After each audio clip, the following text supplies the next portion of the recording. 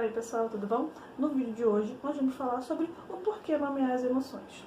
E eu trouxe hoje um pouquinho da minha pesquisa que eu tenho feito.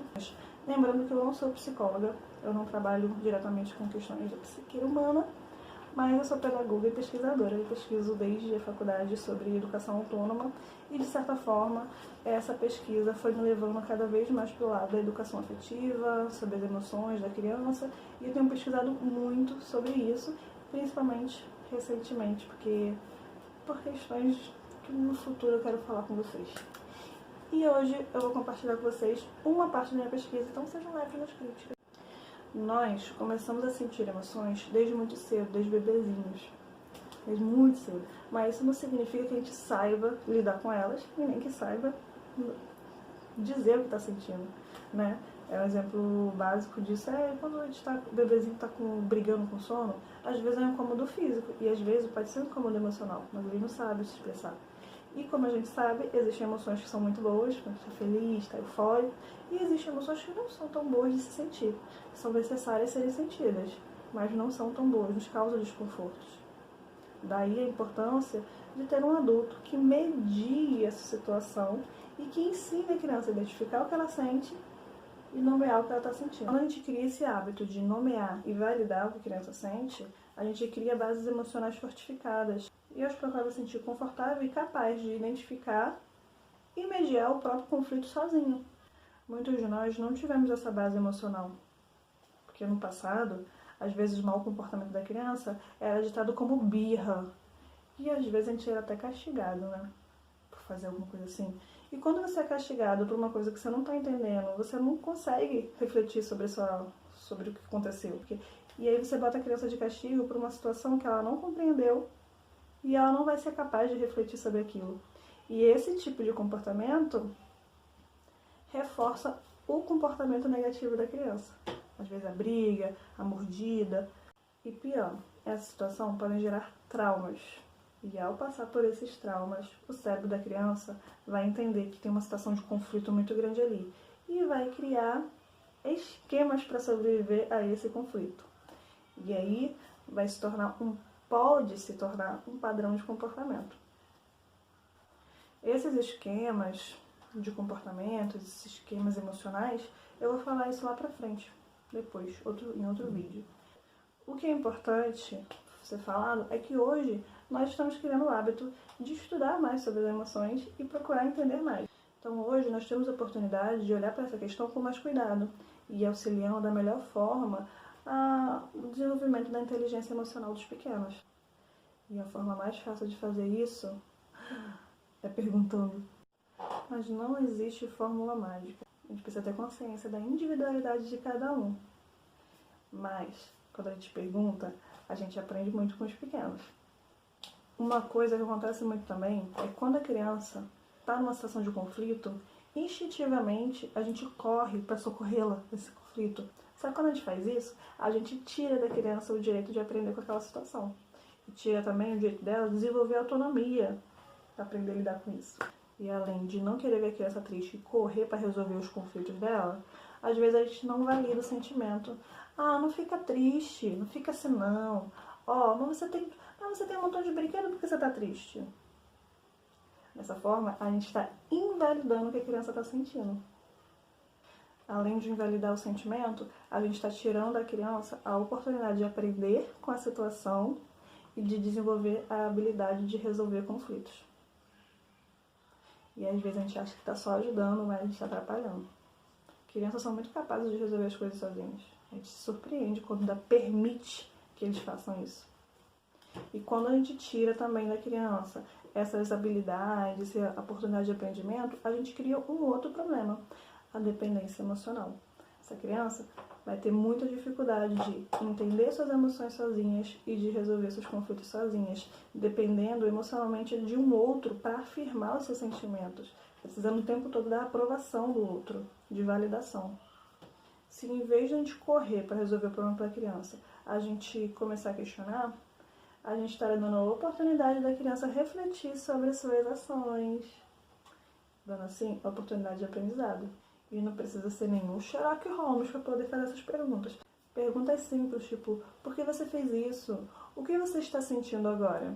Tem algo te incomodando? Às vezes a criança não consegue identificar. E essas perguntas fazem com que a criança queira lhe responder, né?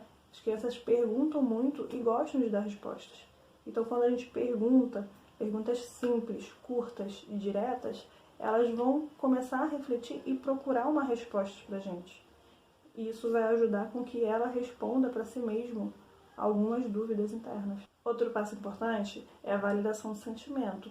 Na questão da raiva, por exemplo, ela precisa entender que é normal sentir raiva, que não há problema nenhum nisso e que isso faz parte da vida de todo mundo, mas que a gente precisa buscar formas mais assertivas de lidar com essa emoção. E validar o sentimento da criança se dá por um processo simples de diálogo. Então, através desse diálogo, a gente vai ajudar a criança a entender que as suas emoções são importantes, porque todas as emoções são importantes mesmo.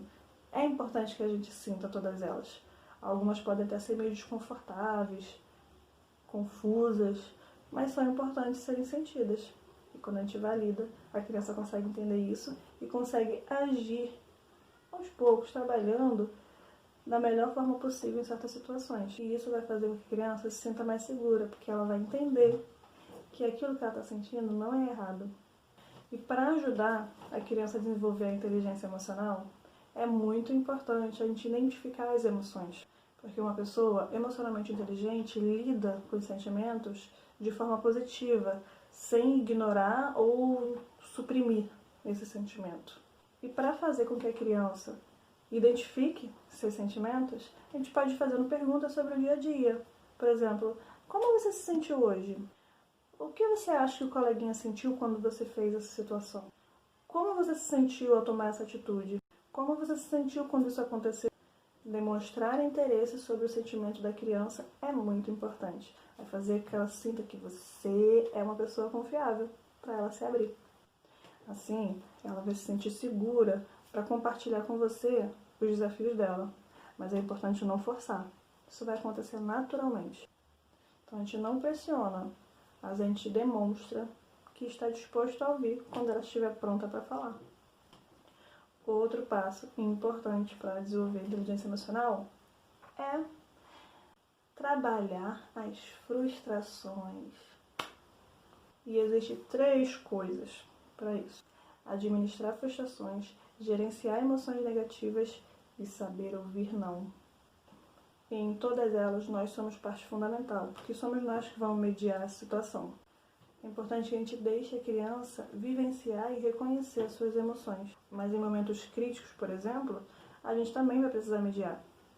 No momento de muito conflito, a gente pode ensinar a criança a contar até 10, porque no momento que ela estiver muito irritada, ela não vai conseguir prestar atenção no seu corpo, na sua mente ou no externo. Ela só vai precisar extravasar isso. E quando ela se acalma, ela vai conseguir voltar a refletir sobre a situação. Com isso tudo, a gente vai estar caminhando para ajudar a criança a desenvolver a autonomia emocional. E na autonomia emocional está aqui, ó, autoestima, autoconfiança e automotivação.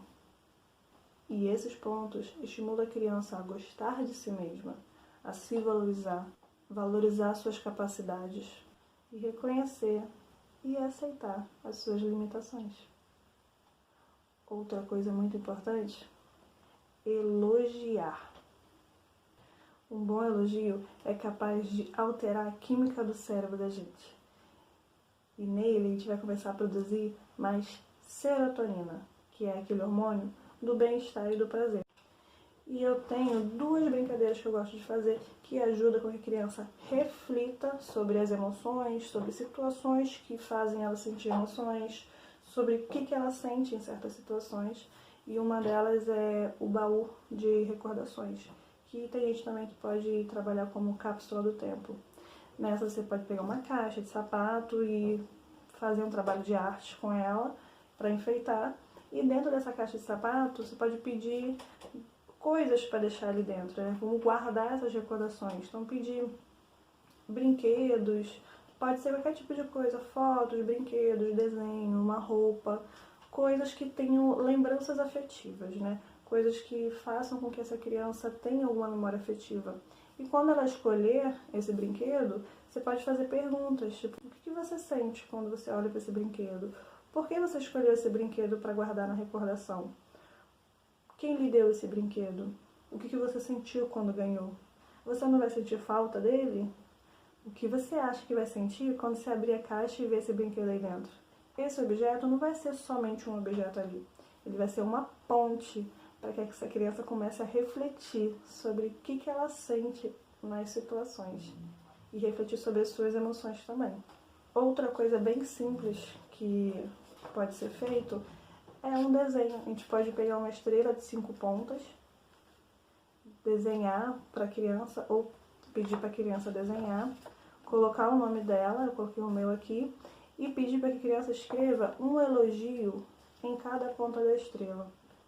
Caso a criança não consiga escrever ou não saiba ainda, a gente pode escrever elogios e falar em papeizinhos e falar quais são, e a criança identificar, eu sou assim, tipo, alegre, eu sou alegre, eu fico alegre, então a criança vai identificar o que ela sente. Se for muito pequenininho, a gente pode usar através de desenhos. Um desenho de uma criança alegre, um desenho de uma criança no espelho que é bonita, que você acha bonita, uma vaidosa. Pode fazer um desenho de uma criança estudando e a gente pode usar isso. E guardar esse desenho, recortar e pendurar na cama da criança, em algum lugar onde ela veja e ela se sinta especial, em momentos onde ela esteja talvez com as emoções em conflitos. Esse é só um videozinho compartilhando com vocês um pouco do estudo que eu faço sobre como que eu posso ajudar os meus alunos em situações de conflito, ajudar os meus alunos a compreender suas emoções, desenvolver as questões emocionais deles de forma autônoma. E agora eu estou compartilhando com vocês, porque talvez seja útil para vocês. E eu espero que vocês gostem. E aí, semana que vem eu volto com outro vídeo com mais um pouquinho da minha pesquisa.